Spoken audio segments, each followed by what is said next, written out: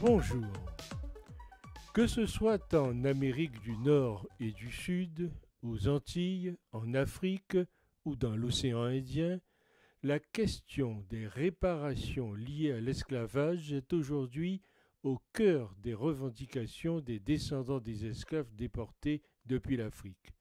La disparition de la reine Élisabeth II a remis en exergue la question depuis hier, de même que la visite actuelle du Premier ministre des Pays-Bas, Mark Rutte, au Suriname. Il faut beaucoup de temps aux autorités pour apurer le passé.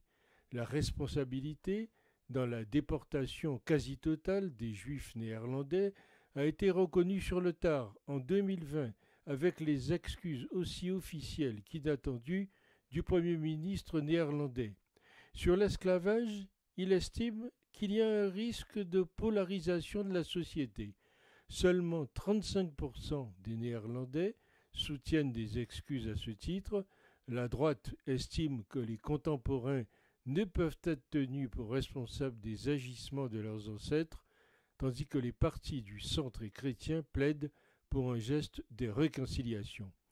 Jusqu'à aujourd'hui, le gouvernement néerlandais et le Premier ministre, qui a fait réunion hier avec le comité surinamien des réparations, n'a fait aucune promesse, sauf que, à l'occasion de cette visite, les Pays-Bas ont reconnu de facto que les préjudices matériels et immatériels liés à l'esclavage donnent droit à un dédommagement.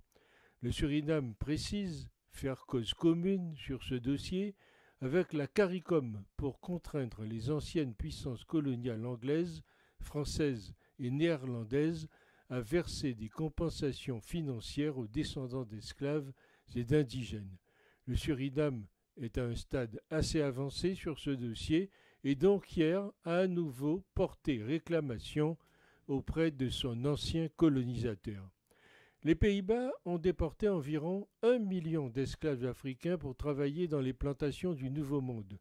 L'esclavage a été officiellement aboli le 1er juillet 1863, mais les Pays-Bas n'ont jamais présenté d'excuses officielles. L'approche du colonialisme aux Pays-Bas reste très européocentrée. Les personnes d'ascendance africaine restent fréquemment victimes du discours de haine et l'histoire coloniale néerlandaise est enseignée pourtant dans le cadre du cours d'histoire nationale. Mais quelle histoire! Le Premier ministre actuel a rappelé que le gouvernement ne présenterait pas d'excuses nationales pour la colonisation. Des réparations pour la partie caribéenne des Pays-Bas ne sont donc pas à l'ordre du jour, rappelant que le gouvernement avait exprimé ses regrets et remords pour la manière dont les Pays-Bas avaient géré la dignité humaine pendant la colonisation. Cependant, la société néerlandaise reste fracturée et des membres de minorités culturelles et religieuses sont toujours victimes de discrimination.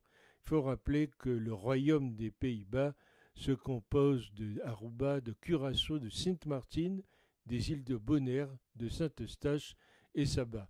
Les Pays-Bas restent hantés par leur passé esclavagiste, mais après avoir été l'un des derniers pays d'Europe à abolir cette forme d'exploitation humaine, le royaume batave continue d'être tourmenté par cette page noire de son histoire.